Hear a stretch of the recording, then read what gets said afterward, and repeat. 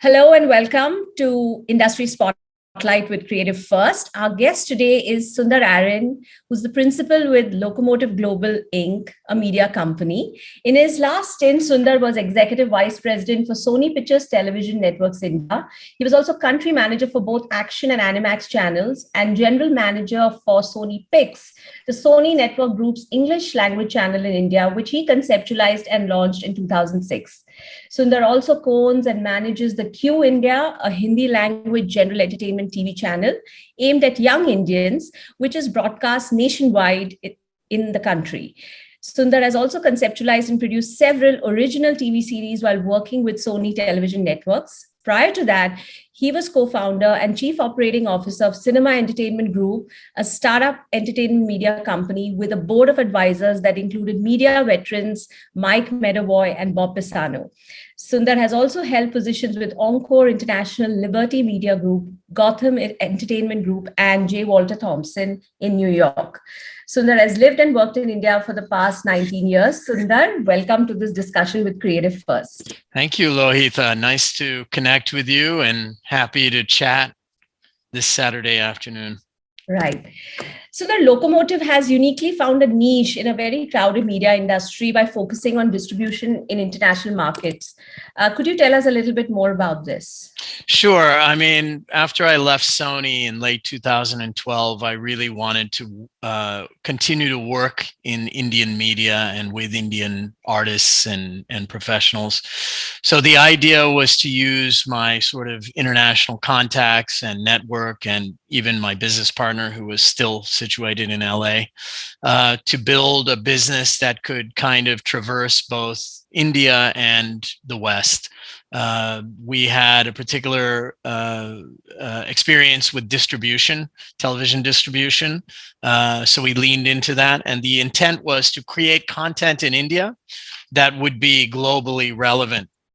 That was before streaming really took off. And of course, our plans in late 2012 were to start with film, making films in India that would be appealing to global audiences, not just domestic viewership. And then we quickly pivoted to include television series and scripted series when that took off. So that's really the genesis and the attitude we have about content from India and in India that we can take outside of India. So that does the international distribution model factor in while greenlighting a project for development for you? Yeah, not just distribution, but definitely the international kind of markets and audiences. And of course, that goes without saying really now, because you've got truly global platforms like Netflix and Amazon Prime Video and Disney Plus. Whereas before, you never really had that. You had global brands like HBO, but HBO in the US was very different from HBO in Europe, which was very different from HBO in India, which was itself very different from HBO in other parts of Asia. So those were really disjointed, loosely connected networks, even though they had the same branding. They were very different market to market. Whereas with streaming and the onset of streaming, we've actually been able to see real global platforms. And with that, you can see that global audiences are getting very comfortable watching programming from anywhere in the world. Stories can be told from anywhere in the world. And they can still engage audiences who don't speak the language or aren't familiar with that part of the world.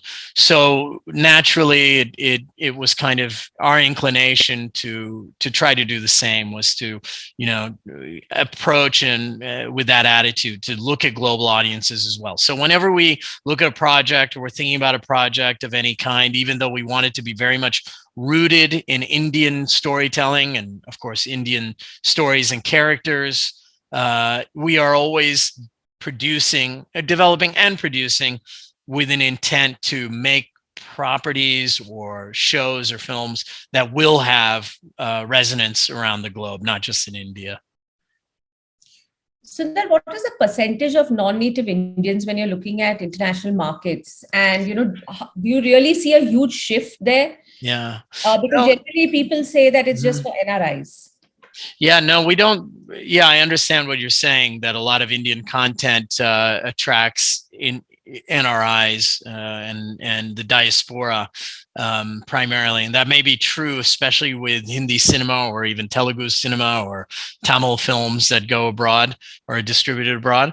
But when it comes to Indian scripted, premium scripted television series, we're seeing a few of them really cross into a wider non-Indians viewership.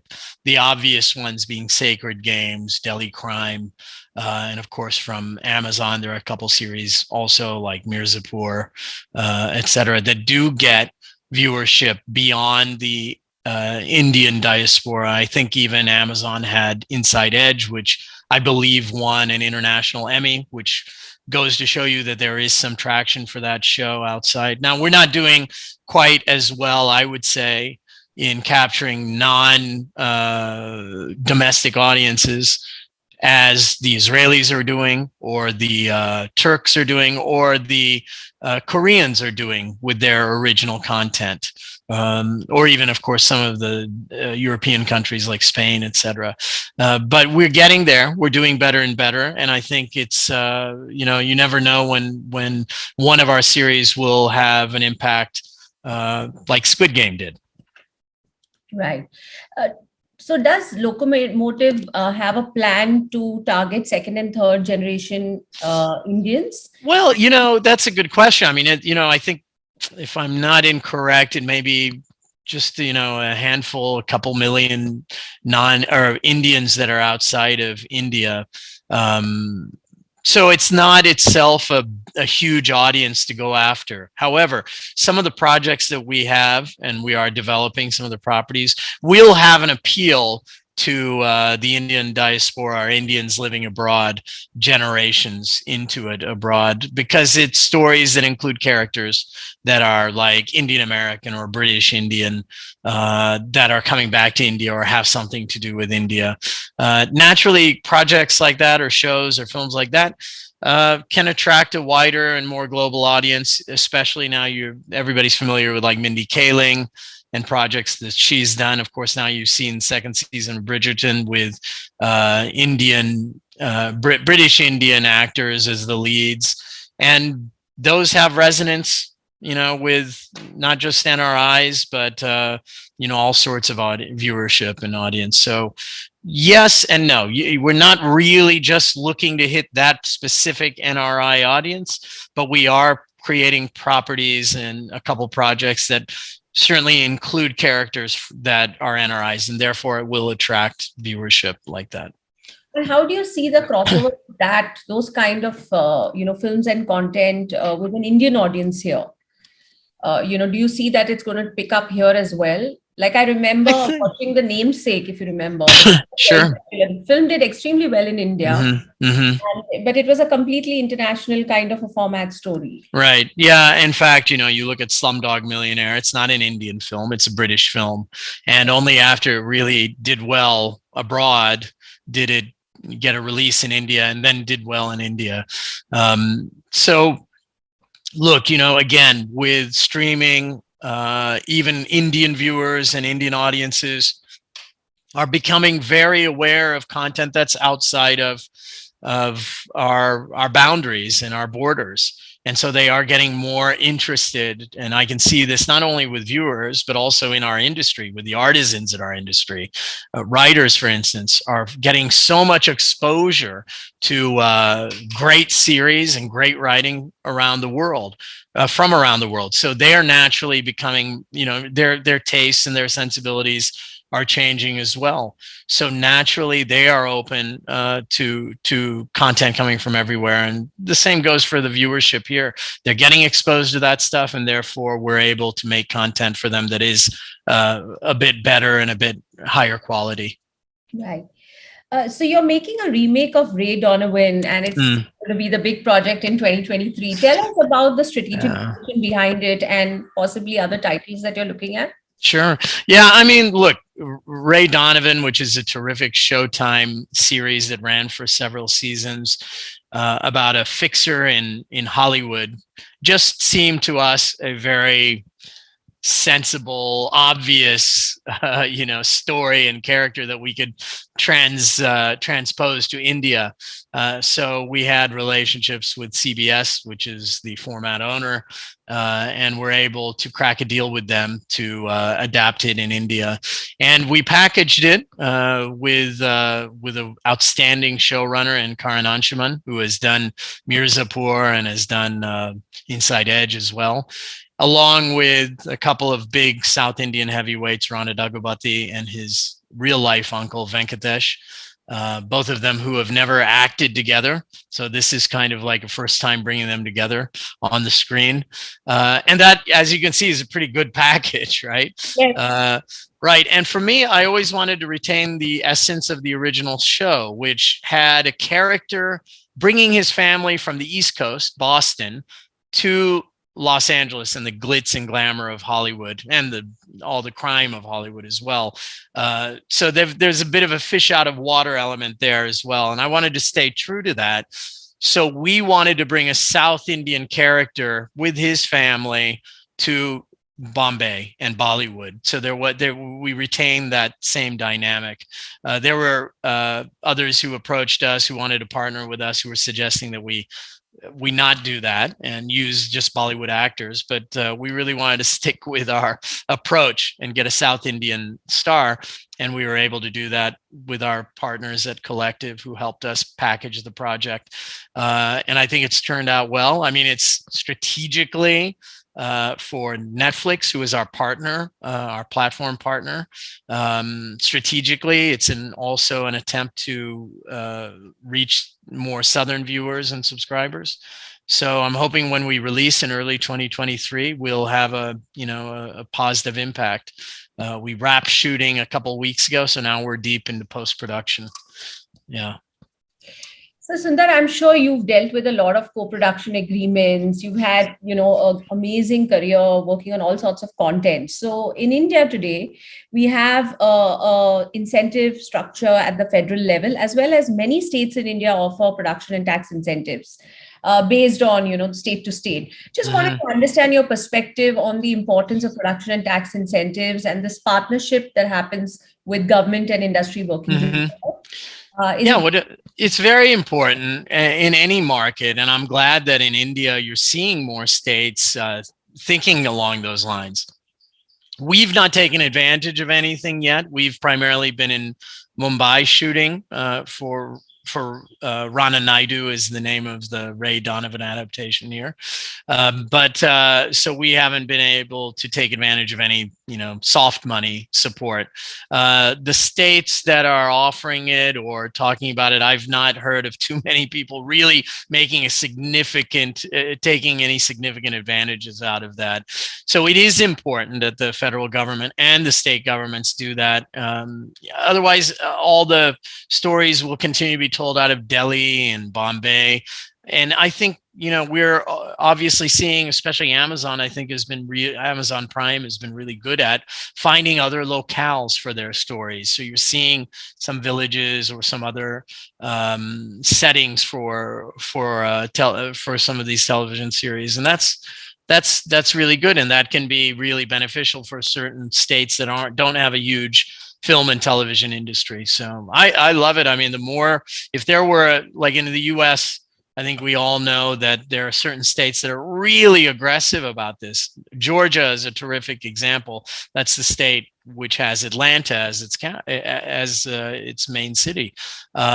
So much production happens now in Georgia as opposed to LA. Why is that? Because they have incredible tax incentives. So there is a huge industry now for production in Georgia. All the Avengers films are shot there. Stranger Things is shot there. On and on. You just stay until the end credits of a film or television series, and you'll see the Georgia peach at the very end, signifying that they shot predominantly in Georgia, or they shot a big portion in Georgia. Canada is the same. Canada for decades has been able to woo away productions and producers from LA and from New York because of all their tax incentives as well. And I would love it if we saw more and more aggressive tax incentives from states in India. It would be a really smart thing for them to do. How do you think the economies of these states benefited? Because they were really aggressive about attracting these productions. Have you seen any numbers coming out of there from the I haven't seen any numbers yet. I mean, you're talking about out of the Indian Georgia? states? We spoke about Georgia. We spoke about British Columbia. Georgia, oh yeah, there, that is also an ongoing discussion, exactly accounting for how much exactly it has an impact. But I mean, it goes without saying, if you're doing, well, we're talking about Avengers, if you're doing a film that is a couple $100 million budget and you're spending 100 million of it in production, in shooting, let's say, a lot of it is below the line, 100 million and below the line. So much of that is going to go into the economy in so many different ways. It can only really help. And then you've also got a lot of people who are getting new jobs in those, learning new skills. Somebody becoming, who lives in Atlanta, suddenly learning how to be a gaffer and being in the industry. Those are there. It's very hard to assess the ongoing impact of those kind of tax incentives, Right. And how they come back. Yeah. Back to Locomotive, tell us a little bit about your partnerships with Bendit and Applause. Yeah, that's based on one particular project the Gurinder Chadha and I created about a godman, a fictional godman. That series is in scripting now. It's taken a little while because we ran into the pandemic, had to come out of that and kind of get the project really going. So that will be something we're hoping to start shooting at the beginning of 2023. Applause is, of course, our studio partner with that.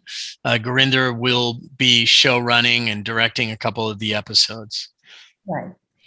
So, Sundar, for the longest time, the Indian industry has brought products of the West to Indian shores, right? Does Locomotive believe that the tide is really turning? And if so, what would be your advice for young creators on authentic storytelling? Yeah, I think that word is exactly it. Authenticity, authentic storytelling. And fortunately, we have so many amazing stories and characters, myths, folklore, so many different things that we can tell stories about out of India. So remaining authentic is really important. I think stories travel now more than at any other time in the world. You don't have to shoot a film, an independent film, and then hope to get attention at a film festival, et cetera, et cetera. You can do something extraordinary and get it onto one of these global streaming platforms and be recognized around the world and have viewers and audiences for your creation around the world.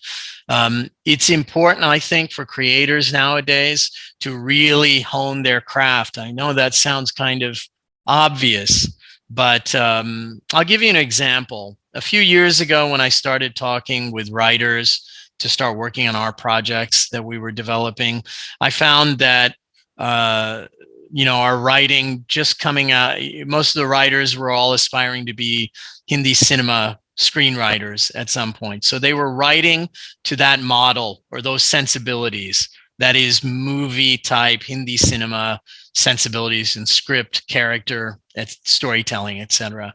With the launch of streaming platforms in India and all these original productions happening in India, all the writers here in Bombay, I'm speaking about, were suddenly capable, asked to write projects that weren't going into Hindi cinemas. So they were writing to a different sensibility. And because so many projects, whether they were produced ultimately or just developed, were afoot, writers suddenly had so much work. And many writers who otherwise would never have been capable of breaking through and becoming a successful Hindi film screenwriter, were finding work and projects that allowed them to exercise that writing bone. So in 3, 4, 5 years of that, I've already seen huge improvements in the quality of writing coming from Indian writers and writers in Bombay, not just film screenwriters, but also, of course, writing for television and scripted drama. And it's all because they really jumped on it and honed their craft. They really worked at it. The same I would say about actors who are working here. Work on your craft, and you're now seeing more and more acting schools and workshops for actors. So there are more and more outlets or venues or avenues for them to improve their craft, because we have our own sensibilities in India when it comes to Hindi cinema or Telugu cinema or Tamil cinema, Tollywood, etc., Bollywood. And those sensibilities drive us to make our films in a certain way just for the Indian viewership and the Indian audiences.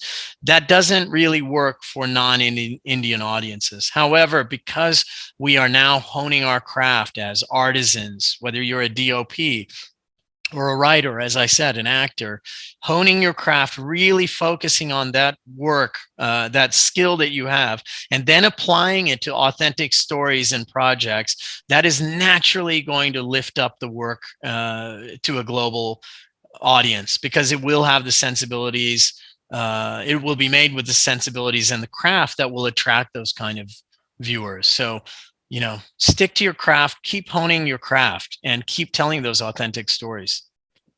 And I think what you just said is very important, especially when the government is working with the industry today to make India the content hub of the world. As it should. There's no better media market in the world right now than India. LA, of course, is Hollywood is big, but it's a bit slow and it's a bit, let's say, conventional now. China, who cares about China? China doesn't make sense to anybody right now. Nobody can go there and do what you can do as a creator here in India. We have some challenges based on politics and religious sensibilities, but at the end of the day, there's nowhere that is growing as aggressively and has as many viewers and as large an audience as we have in India. So, I mean, I'm really privileged to be in India still, making content for Indians and for the world. Yes, and you're not going back for sure. It doesn't seem so, yeah. To conclude, Sundar, you spoke about authenticity, creativity, innovation. How important is copyright, not from a legal perspective, but from an awareness perspective, people understanding their rights? And do you see any challenges when you look at agreements, negotiations with respect to copyright, from a practical perspective? Mm-hmm. Well, I think that sophistication is improving and has improved greatly in India, of course. Look, intellectual property rights are the lifeblood of our business, whether you are a writer or a creator, or a director, or you're a studio that owns a film that you've made, or a music company with rights to 1,000 songs. It is incredibly important to protect your creation, and hopefully over time we will see that there will be a royalty system for artists here and for rights owners. We do have rule of law in India. We do have a court system, so you do have that legal recourse. It can be challenging, of course, because the court system here can sometimes be quite busy and quite backed up. But at the end of the day, you do have that rule of law. So I think that like I said, that sophistication is growing in our understanding of IP, and that goes for everybody, artists, writers, etc. Musicians. They're all getting a better understanding of what their rights are and how to not only protect them, but how to continue to monetize them.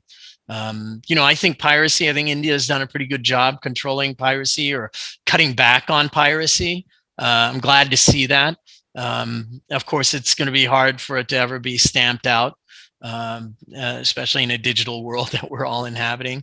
But at the end of the day, there is a recognition of how valuable those IP rights are. Right. Sundar, I had two updates for you because, you touched upon the topic. So one is, when it comes to any intellectual property matters, very happy to inform you that the Delhi High Court has its own intellectual property division. It's a fast court, which is fantastic.